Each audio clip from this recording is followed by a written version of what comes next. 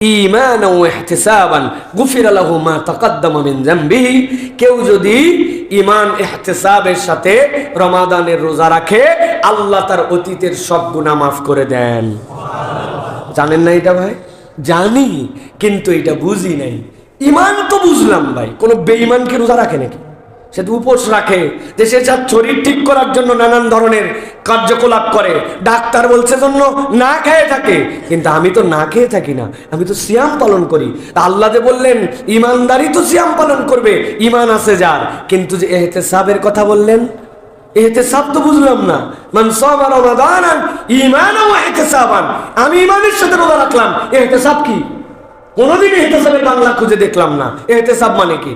ইহতিসাব মানে হচ্ছে যেগুলো একটু আগে বললাম, হিসাব কিতাব করে, আত্মসমালোচনা করে, গুনে গুনে, বুঝে বুঝে রোজা রাখে, ওইটা সিয়াম। এই জন্য নবী করিম সাল্লাল্লাহু আলাইহি ওয়াসাল্লাম বলছেন, তোমাদের মধ্যে কতকগুলো সায়েমিন আছে যারা কেবলমাত্র সারাদিন ক্ষুধার কষ্ট করে আর পিপাসার কষ্ট করে, ওর রোজার আল্লাহর কাছে কোনো দরকার নাই। ও যদি কওলুজ জুর, সে যদি বাজে কথা ছাড়তে না পারে, ঝগড়া না ছাড়তে পারে, বিবাদ ছাড়তে না পারে, সে যদি পাপাচার ছাড়তে না পারে, তাহলে নবী বলছেন তার না খায় থাকার দরকার নেই। তার মানে কি? ইহতিসাব মানে কি? হিসাব করে মাথার মধ্যে ঢুকায় নেন আজকের থেকে, আত্মসমালোচনা করে। সিয়ামও আছে, চোখের গুনাহ বন্ধ হয় নাই। সিয়ামও আছে, তার পাপাচার বন্ধ হয় নাই। সিয়ামও আছে, তার এখন পর্যন্ত প্রকাশ্য কবিরা গুনাহ ফিস্ক বন্ধ হয় নাই। তাহলে তার সিয়ামের মানে কি? এই জন্য সব সময় দুটা পয়েন্টে মনে রাখতে হবে, সিয়াম পালন করছি তাকওয়ার জন্য, সিয়াম পালন করছি হিসাব করে। ঈমান আছে বলেই না শুরু করছি, কিন্তু হিসাব আছে কিনা? আমরা বেশিরভাগ বেহিসাবি হুঁশ হারা রোজাদার, ঠিক কিনা ভাই? আল্লাহ আমাদেরকে হুঁশে আসার তৌফিক দান করুন, বলেন আল্লাহুম্মা আমিন। কতগুলো বিষয় আপনাদের কাছে বলে রাখি প্রিয় ভাইরা। সাহারি আমাদের জন্য কিন্তু ইবাদত বানিয়েছেন আল্লাহ। পয়েন্টটা মনে রাখবেন, সাহারি আমাদের জন্য কিন্তু ইবাদত বানিয়েছেন কে? আল্লাহ। সুবহানাল্লাহ। রাসূলুল্লাহ সাল্লাল্লাহু আলাইহি ওয়াসাল্লাম বলছেন, আস-সুহুরু আকলুহু বারাকা ফালা তাদউহু ওয়ালাউ আন ইয়াজরা আহাদুকুম জুরআতাম মিন মা ফাইনাল্লাহ আযজা ওয়া জাল্লা ওয়া মালাইকাতাহু ইউসাল্লুনা আলাল মুতাসাহহিরিন। আল্লাহর নবী বলছেন, জেনে রাখো সেহরি খাওয়া, সাহারি খাওয়া তোমাদের জন্য এটা বারাকা। কেউ যদি সাহারির জন্য কিছু নাও পায়, এক আজলা পানি দিয়েও যেন সাহারি করে, নিশ্চয়ই জেনে রাখো আল্লাহ এবং তার ফেরেশতারা যারা সাহারি করে তাদের প্রতি ওই সময় আল্লাহর পক্ষ থেকে আল্লাহর রহমত বর্ষণ করে। ইন্নাল্লাহু মালাইকাতাহু, ইন্নাল্লাহু মালাইকাতাহু, আল্লাহ এবং তার ফেরেশতারা কাদের প্রতি রহমত বর্ষণ করে? যারা সাহরি করে। সুবহানাল্লাহ। চিন্তা করেন, আমার রোজার কষ্ট নিবারণের জন্য আমি সাহরি করছি, আর রব্বুল আলামিন আর ফেরেশতারা ওই সময় বান্দাদের প্রতি রহমত বর্ষণ করছেন। সাহরি ছাড়া যাবে না, সাহরি আমাদেরকে খেতে হবে। নবী করিম সাল্লাল্লাহু আলাইহি ওয়াসাল্লাম থেকে এসেছে সাহরিটা কোন সময় করব, সাহরির উত্তম সময় কোনটা। অনেকে আমাদের আছে চিন্তা করে এই রাত্রে ঘুমালে আবার উঠতে পারবো না, সারা রাত মুভি টুভি সব দেখে টেকে আর্লি সাহরি করে দেখা যাচ্ছে যে শুয়ে পড়লো। এটা কখনো ইমানদারের কোনো প্র্যাকটিস হতে পারে না প্রিয় ভাইরা। আল্লাহ আমাদেরকে এখান থেকে হেফাজত করুক। হাদিসের মধ্যে আসছে যায়েদ ইবনে সাবিত থেকে, শেষ মুহূর্তে সাহরি করা সুন্নাহ। তাসাহারনা মা রাসূলিল্লাহি সাল্লাল্লাহু আলাইহি ওয়াসাল্লাম সুম্মা কুমনা ইলা সালাত কুলতু কাম কানা কদরু মা বাইনাহুমা ক্বালা 50 আয়া। হযরতে যায়েদ ইবনে সাবিত তার থেকে এসেছে, তিনি বলেন আমরা রাসূলুল্লাহ সাল্লাল্লাহু আলাইহি সাল্লামের সাথে সাহারি করলাম, এরপরে সালাতে দাঁড়ালাম। উনি জিজ্ঞাসা করলেন এই সাহারি আর এই যে সালাত এর মধ্যে কতটুকু সময় ছিল? তিনি বললেন সর্বোচ্চ 50টা আয়াত পড়া যাবে। 50 আয়াত পড়তে 5, 6, 7 মিনিট সময় লাগে সর্বোচ্চ ভালো করে পড়লে। তাহলে শেষ মুহূর্তে যে সাহারি করা, একদম শেষ মুহূর্ত বলতে আমি আবার বোঝাচ্ছি না যে একবারে মুয়াজ্জিন সাহেব আজান দিবে আর আপনি হাতে পানি ধরে আছেন যে শেষ মুহূর্তে একটু আজান দেই। মুয়াজ্জিন যদি আজান দিয়ে ফেলে আর আপনি যদি ওই সময় এক আজলাও পানি খান, আপনার রোজা হবে না। বলেন তো ভাই, ফজরের ওয়াক্ত হওয়ার আগে কি ফজরের আজান দেওয়া যাবে? ওয়াক্ত না হলে যদি আজান হয়, আজান দোহরানো ওয়াজিব, আপনাকে আজান আবার দিতে হবে। তাহলে উনি তো আজান দিয়ে ফেলছে, ওয়াক্ত তো হয়ে গেছে, আর তো সাহরির ওয়াক্ত নাই। তাহলে আপনি কেমন করে তাহলে এই সময় আবার সাহরি করতেছেন? অতএব একদম শেষ মানে ওই আজান পর্যন্ত না, অথবা আজান শেষ পর্যন্ত না। অনেক এলাকায় আছে গ্রামের দিকে আজান নাকি লম্বা দিতে বলে। মুয়াজ্জিন সাহেবকে বলছে তুই লম্বা আজান দিবি, ফজরের অন্তত লম্বা আজান দিবি, যে উঠতে পারে না সে যেন খাইতে পারে অন্তত পক্ষে।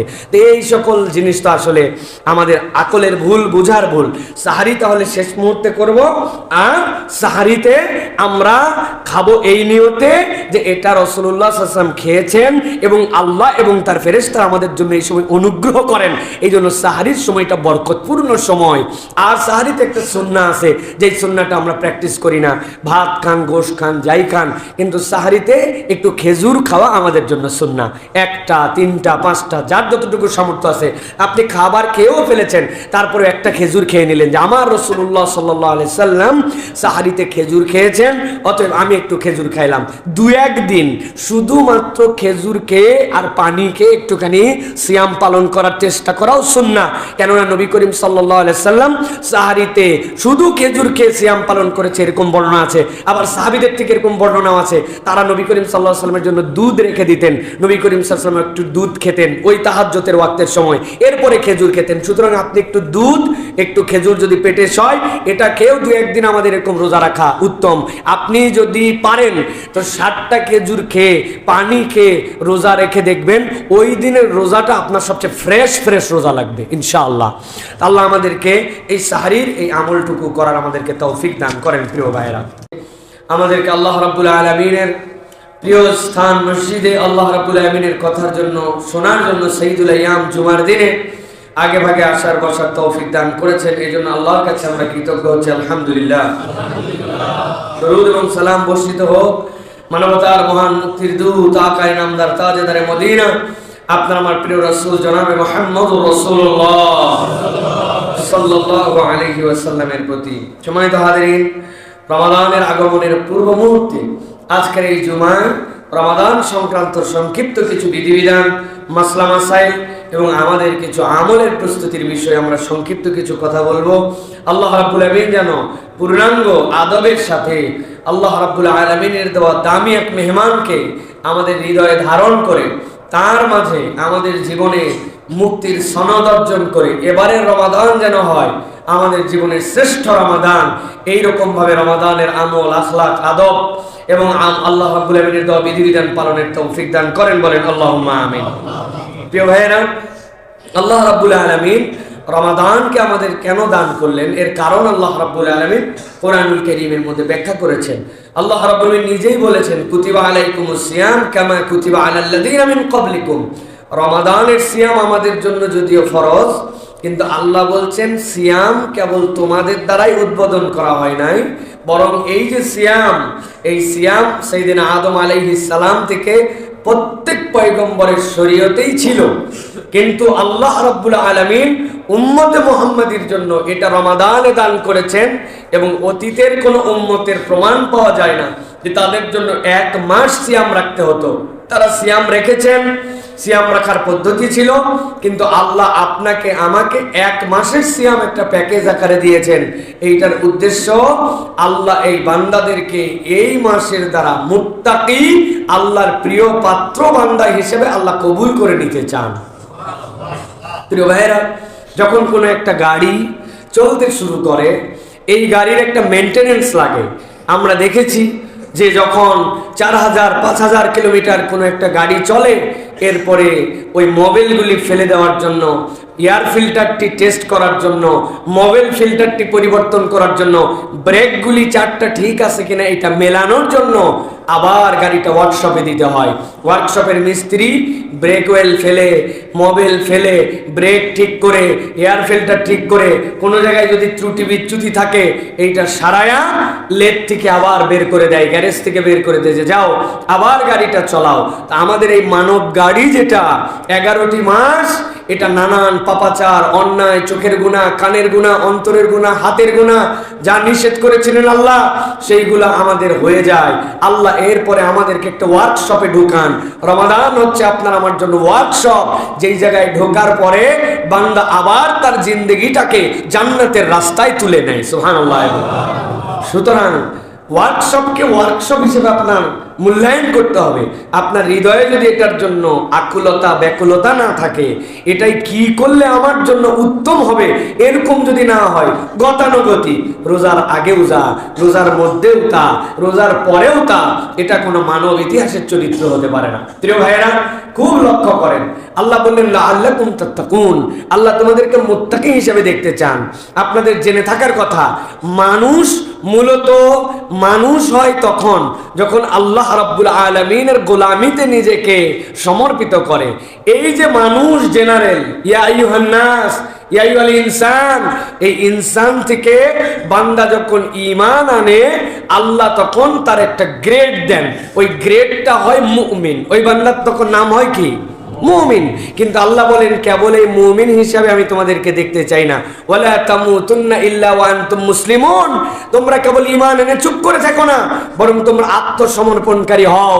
আল্লাহ দেখতে চান আল্লাহর যা হুকুম তা মানে, আল্লাহর যা নিষেধ সেখান থেকে নিজেকে সরায় রাখে।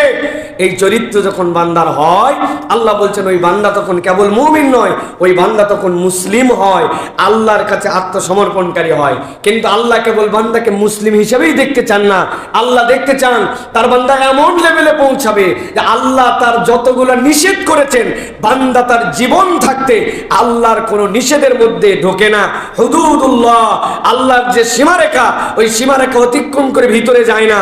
বান্দা যখন আল্লাহর সীমারেখা বুঝে ফেলে, আল্লাহর নিষেধ থেকে নিজেকে পুরা বাঁচায় নাই, আল্লাহ বলেন আমার বান্দা তো তখন আর মুসলিম আর মুমিন কেবল নয়, বরং আমার বান্দা তখন গ্রেড 3 তে উন্নীত হয়। আমার বান্দা তখন হয় মুত্তাকি বান্দা। আমার কাছে মুত্তাকি বান্দা হচ্ছে আল্লাহর সবচেয়ে প্রিয় বান্দা। সুবহানাল্লাহ। আল্লাহ বলেন আমি কেবল মুত্তাকিতেই তোমাকে রাখতে চাই না, আমি তোমাকে আরেকটা গ্রেডে দিতে চাই, যার উপরে আর কোনো গ্রেড হয় না। সেটা কি?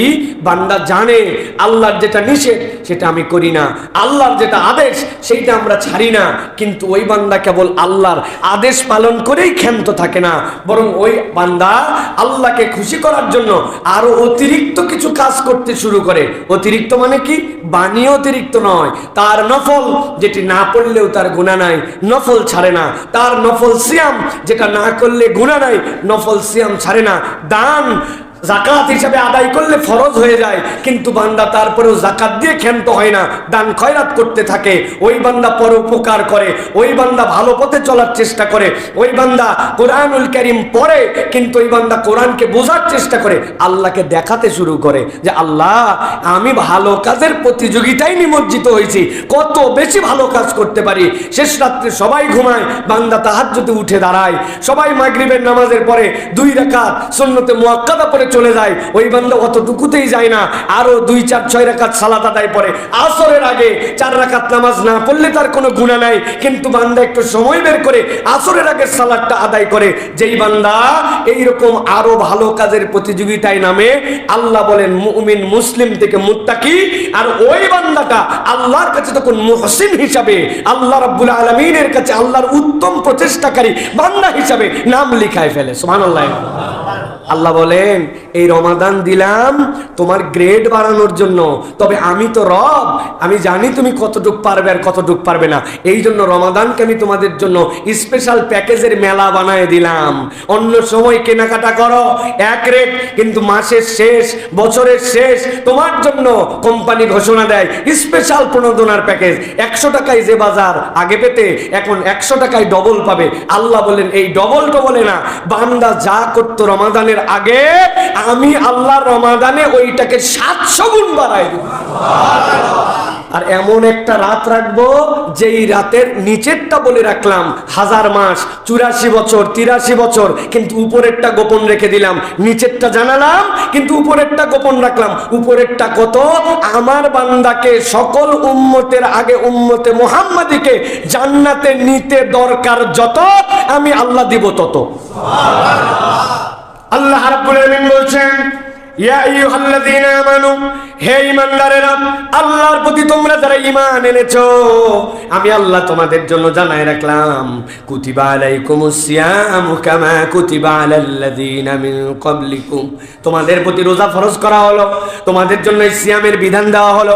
এইরকম নয় যে তোমাদের জন্য এটা নতুন দেওয়া হলো, তবে আল্লাহ বলছেন এইটা দেওয়ার একটা উদ্দেশ্য আছে, লাআল্লাকুম তাত্তাকুন। সব সময় মাথার মধ্যে এটা ধরে রেখো, আমি আল্লাহ তোমাকে মুত্তাকি বান্দা হিসেবে দেখতে চাই।